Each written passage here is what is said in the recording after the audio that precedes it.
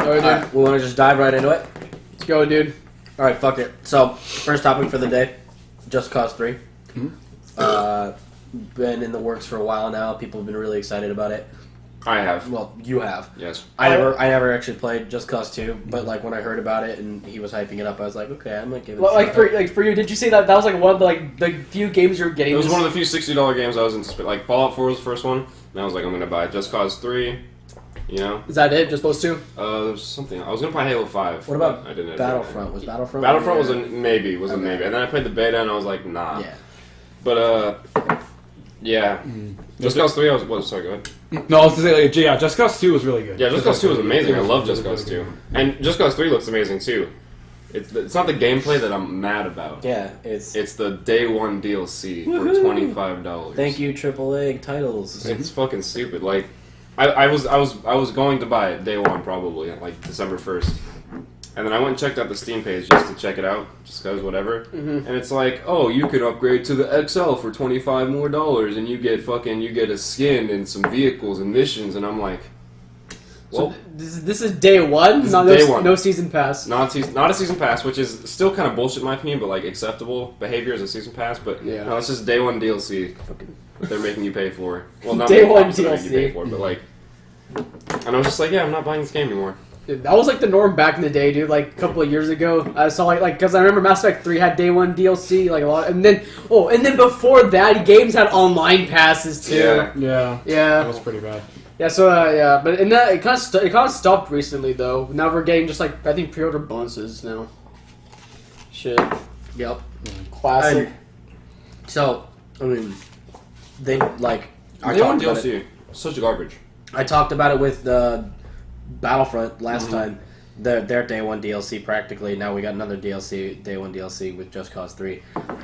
So essentially, it's $25 if you get it before the 30th. So I think you have like 2 days. If you get it before the 30th, it's 10% off on Steam at least. I don't know if like you get it from a different provider.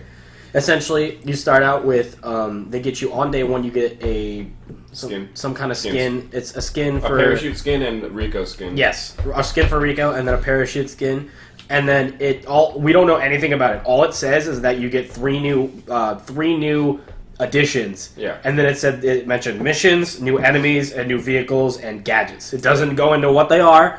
We don't know what they are. I don't even know. Maybe Square Enix probably doesn't know what they are either at this point. But that's all that we know. It's called the Air, Land, and Sea. So it's essentially if you buy it before the game comes out, it's like $22. Yeah, 20 after base price is $25. Essentially. So, it is releasing that day too. Yeah, it's we don't know nothing about its releasing that day. On day one, when it releases, if you have the DLC, you get the skin immediately. Yeah. But the actual like DLC packs or whatever that come with it, because it's 3 separate packs, aren't released immediately. Yeah. I don't know when they get released. They don't really have a timestamp on those. I guess it kind of is a season pass. But it's releasing on the same. They didn't word it like that. Yeah, it doesn't sound like it. Like I would not be surprised if like a couple months down the road they're gonna be like, "Hey, we have another DLC pack that's another $25." Exactly. By the way, they're trying to avoid using the word season pass. Yeah, the word season pass has a very bad conjugation to it. Like a lot of people do not like that word, so they're trying to this isn't a season pass, though it is a season pass. It's a season pass.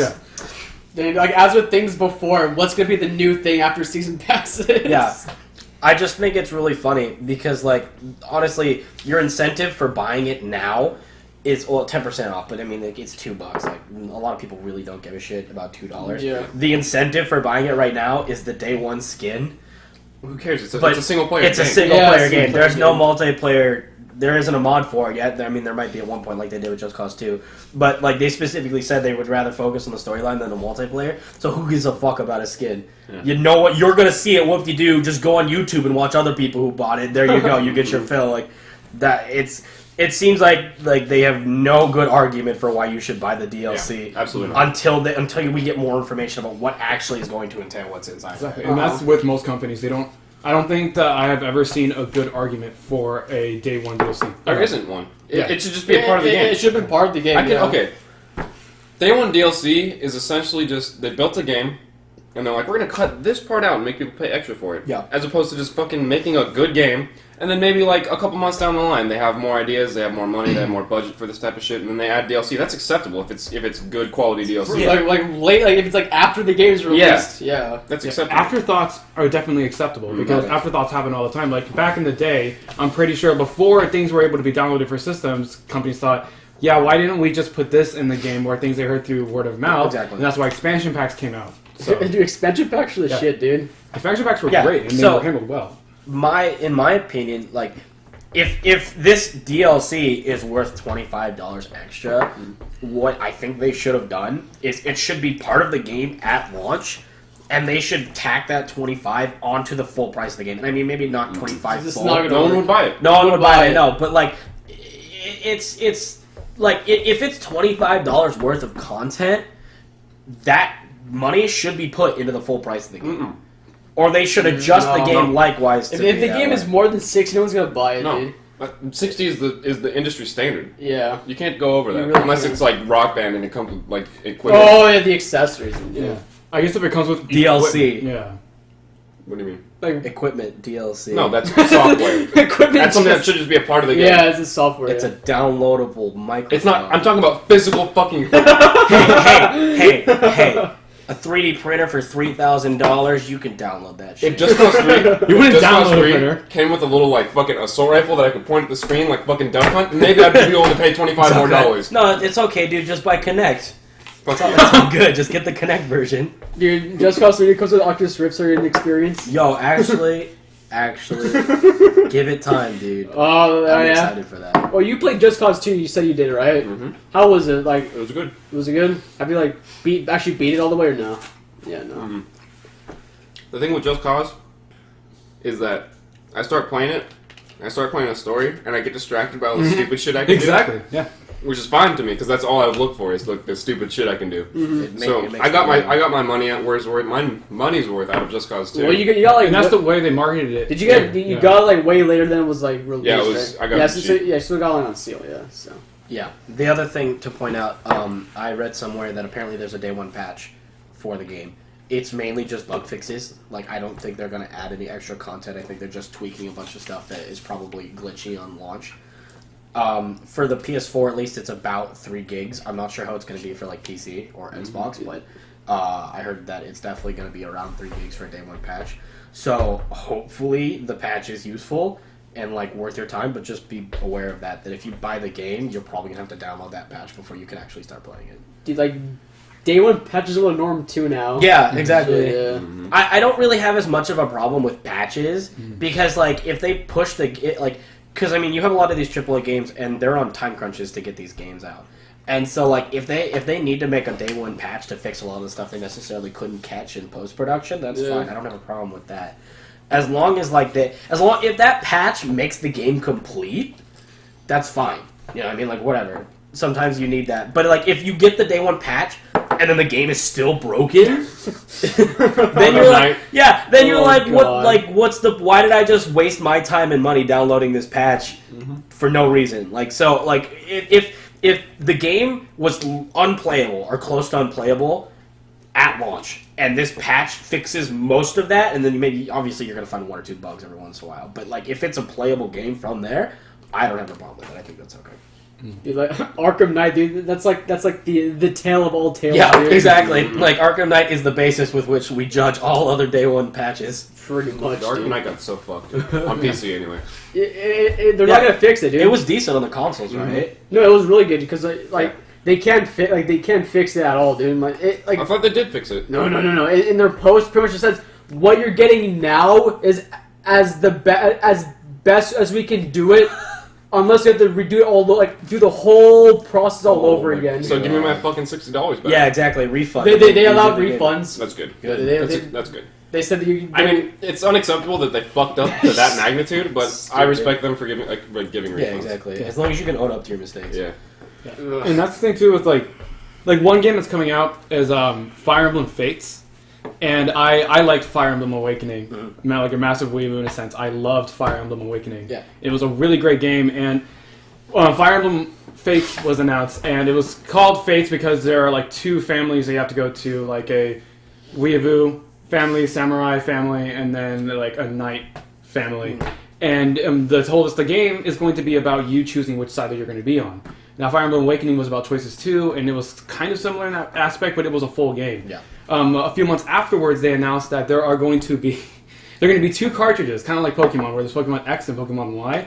There's going to be Fire Emblem Fates Hoshido and Fire Emblem Fates Noir. Which is the Knights and the Samurai. Exactly. And what they're going to be doing is that they are, like, I was going to get the Samurai one. Yeah. And I was going to have that. My brother was going to have the Noir one, the Knight one, and stuff. And because a lot of people thought that they're trying to do a Pokemon with this and try and do exclusive content to both of them. Okay. And then they, like, what they ended up doing afterwards, after they announced it, they said that they're going to be having a third route, a third story, but that's going to be DLC exclusive content.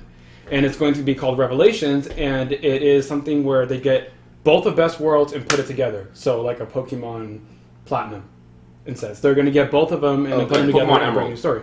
Yeah, like in a Pokemon Emerald, where they got that, but it was still kind of its own game. Right. And then what they did was that they announced recently, this was very recent, they're going to be making a new one. And it's going to be the Fire Emblem, I forgot what the name of it is, but it's a combination of the Noir route, Yeah. the Hoshido route, Yeah. the Revelations route, and they're putting it together and slapping $80 on it. So okay. So hang on. So you have one full game. Yes. Which is the Knight route. Yes. I don't remember the name. One full. So that how much is that? That one is going to be about like 39 to 40. So $40. Standard just about 3DS $40. game. Yeah. There's going to be another game. Game number 2 Yeah. is going to be the Samurai route. Yes. Another $40. Yes. Game number 3 is this combination of the two of them. Yes. That's going to be $40. Is DLC? That DLC they said is going to be like something like 10 to 15. So okay. So it's DLC For which game? Yeah. So how is that going to work? Because I mean you have two separate games. Two separate. Yeah. But it's downloadable content.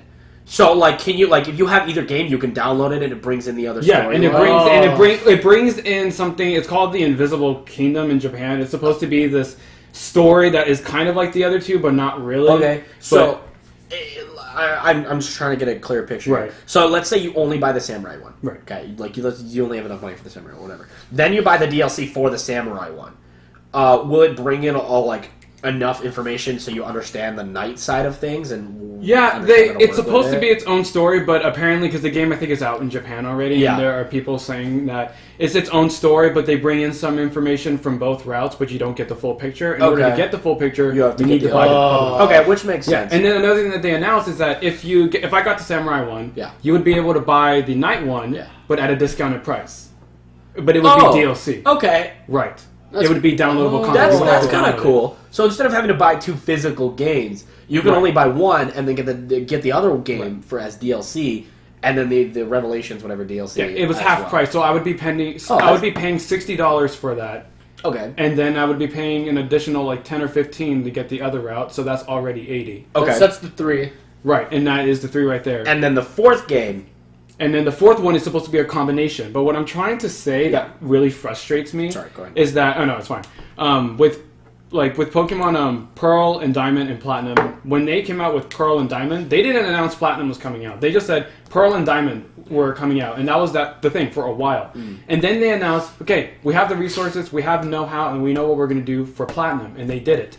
What they're doing with Fire Emblem is that they're saying we're having Noir and Hoshido. Yeah. We're also going to have a combination of every single thing that you're going to need. It's like getting a special edition for a game, except they're combining all the games. They're making a Pokemon Platinum. Okay. What they could have done was completely ignored the fact that why would you want to make 2 different games when you're already going to make a combination, but you knew about it on launch day? It doesn't make any sense. Yeah, because at that point, why even buy the first 2? Just buy the combination and call it a day. You had the know-how, you had the resources, and you already, guilty as charged, I already pre-ordered the one that has a combination of all 3 of them because it's easier and I get like all the money, like my money's worth. You get for the same it. satisfaction. Yeah, but what really angers me is that they had the resources to make it, but they still went ahead with their Pokemon style thing. Okay. Like for Pokemon, how does that work? How there's like 2 different versions? Okay, so like on the 2 different versions, so I'll go with Ruby and Sapphire because that's the one I know most about. Okay. So like in Ruby, you got Groudon, is the legendary Pokemon that everyone's like, oh, what the fuck? And you can catch Groudon or whatever. In Sapphire, there's fucking Kyogre. Kyogre, dude. Is the goal of the game to catch this? Well, it's just something you can do. Pokemon, It's just a legendary Pokemon that you can catch. it's kind of like it's one of the final bosses. Right. I mean, the Elite Four is kind of the final Yeah, boss. well, yeah, but I mean, it's like they mention it over and over again. it's just something. It's just some goal in the game to Yeah. get this Pokemon to capture it. And before Emerald came out, like the only way someone on a Ruby save could get Sapphire Legendary is to trade with someone who has it, Okay. or to have 2 copies. And like, there's some other subtle differences. Like there's certain other just random Pokemon that are only in one and only in the other. Yeah. In some areas and shit like that. And then what Emerald did is Emerald came and is like, oh, every Pokemon is in the game. So like Kyogre and Groudon are both in Emerald. And there was a bunch, added a bunch of other content too. And Emerald was, and you didn't even know about Emerald. Emerald was not even a thing for a not for a while. while. How long did it take for them to release the? I don't remember. Yeah, I remember it being a while. It was a good while. People were like, okay, these are the 2 games, and then they came out with that because it was an afterthought. It was like, oh, what if we just put them together? I think it was planned. Yeah.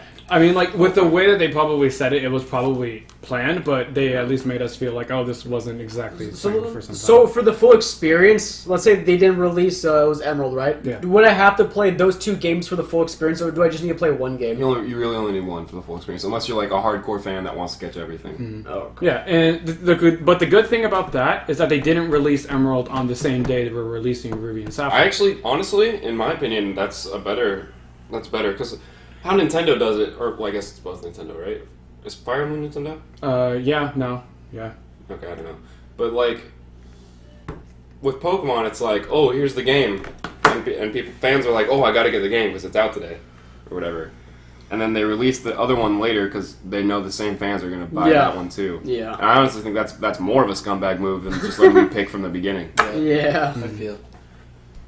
That's Okay. just- No, I recognize that. The other thing that I'm thinking of is, it's almost kind of like we're not. I'm just using an example, but like when you have movies like Harry Potter, when the last movie was broken up into 2 movies, Yes. or like Hunger Games, and the last movie was The broken Hobbit. up into 2 games, or The Hobbit, It was broken where up into 3 movies. broken up into 3 movies when they probably could have done it in one big one. Like It's almost like an episodic game. you then. kind of it's like instead of like they could have put all that content into one large game, but for whatever reason they're choosing to pull it out into multiple games. And so if you think about it, it's almost like freaking day one DLC at that point. Like instead of buying one full game, you're now for $40 and being happy with that game. Now you're only getting one side of the storyline, whether it's the samurai or the knights, for $40. And then you have to buy the other side for $20. Right. Right? Right. And like I don't know. It's almost like it feels like a slap in the face. Yeah, to be honest. That's what it really feels like. Like it feels like a slap in the face. And it feels like DLC is starting to affect games to a core more than they are trying, like more than they are right now. Yeah. Now DLCs went from being like expansion packs and they were cool, and then they started being like, oh, you kind of need them a little bit, Yeah, and now they're being extra like, content. yeah, now DLCs are starting to become actual games now, which is starting to feel like slaps in the face. Yeah. And I mean, the thing is too that like I really thought about this for a while, and they wouldn't be doing it if it didn't work. Yeah. I mean, but the thing is that they're looking at numbers. They're not looking at the things. Is that in the past it was like, oh, you don't really need this, but it was still cool. They notice that DLC works from their numbers, but they don't understand that people aren't doing it because they love it. They love having another skin. They're doing it because they feel like they're getting an incomplete game, and they want to get the full picture. That's the problem. Like we can bitch about shitty DLC or day one DLC all day long, but it doesn't matter because people still pay for it. Talk with your Yeah. wallet. That's the end Yeah. moral or moral. The end. I guess like the thing to gain from this is that if you have an opinion about it, or you have a say in it, you have to speak with your wallet. Yeah. Like you have to say, I don't agree with this, so I'm not gonna. It's like terms and conditions. Like I know no one really reads them, but like the thing that I always thought was kind of funny was like if you sign up for a service, right? If you agree with the terms and conditions, you get that service. Yes. If you Yeah. disagree with the terms and conditions, you're essentially like, okay, have a nice day, see you later. Yeah. You know what I mean? It's kind of the same thing with this. Like if you agree with getting slapped in the face by games because they're releasing DLC to complete the game for extra money, then go ahead, do it. Whatever. I'm not you. It's your money. You made it. Go ahead. I don't give a shit. If you want to buy dog shit, like do it. I'm Yeah. relating it, whatever. Call me stupid. But if you don't agree with it, you as a person, As a consumer. as a consumer, have to step up and resist the urge to buy these games. You have to physically put yourself out there and say, I am not going to purchase this. And well, I mean, whatever. You have to, yeah, sure. You have to take that hit, I'm going to say, of not being able to experience this game Right. to say, I don't agree with what it's doing. And if you want to bypass that by illegally pirating a game, do it. I don't care. Like, We don't condone that. it's not my thing. I don't do it, but if you want to do it, go ahead. I don't care. If you want to watch other people do a full playthrough of the game and call it a day, do it. I've done that with games before. I did that with what game was it? Like with the Telltale, the Wolf Among Us. Wolf Among Us. I watched a full playthrough of that game. Never touched it. Never touched it. I've never played it. But I watched a full playthrough. I watched someone else play it, and I enjoyed it. I had a great time, and I have no need to play it. I did that with Catherine. That you with Catherine, but I actually watched a full playthrough of Fallout 3 back in the day, and that got me one. And if that's the case too, then great. But if we, as a consumer base of gamers, want to have some kind of say in this fuckery that's going on, we have to pay. We have to fight and talk with our wallets. Absolutely, yeah. And if you want to join and you want to try and be a part of it, be a part of it. If you don't give a shit, you completely disagree with us, Buy whatever the fuck you want. do it. It's up to you. I'm just concising and bringing together the kind of points that we're trying. Yeah. Yeah, because in these days, they're not going to look at it from the popularity. They're going to see how much money did we make. Oh yeah, off no, this. of course. Yeah, they don't give that's it- they don't that's all a company is. Yeah, because You can't blame them. Yeah, you can't blame them at all because I don't that's just the way blame money works. If I was the CEO and fucking making shitty DLC was making me buku bucks, Do it. I'd be Yeah. fucking Who doing gives it. a fuck? When I excel in my career, I want to run my own company. And I know I have to be thinking as a consumer, I have to be thinking as the one selling stuff, and I also have to be thinking as making it in the first place. And that is just the way things work right now until somebody says, hey, why don't we just do this? Yeah, and honestly, like, if it's a matter of gaming companies have to do this to keep themselves afloat, like, I can kind of see that, but at the same time, like make sure the gamers are aware of that. Yeah. You know what I mean? Like if you need more money to keep yourself afloat as a AAA title or a AAA company, you're probably doing something wrong and you need to refix that. But like gamers as a whole are pretty understanding of how that works. You know, like we're not gonna flip out. So I'm obviously that's just a total generalization, but like if that's your problem. Okay, I can kind of see it, but with most of these companies, it doesn't seem that way. You know, like it seems like most of these companies are doing it just because it's bringing in extra revenue, and that's a good thing for the company. So, that's just my 2 cents. Mm-hmm.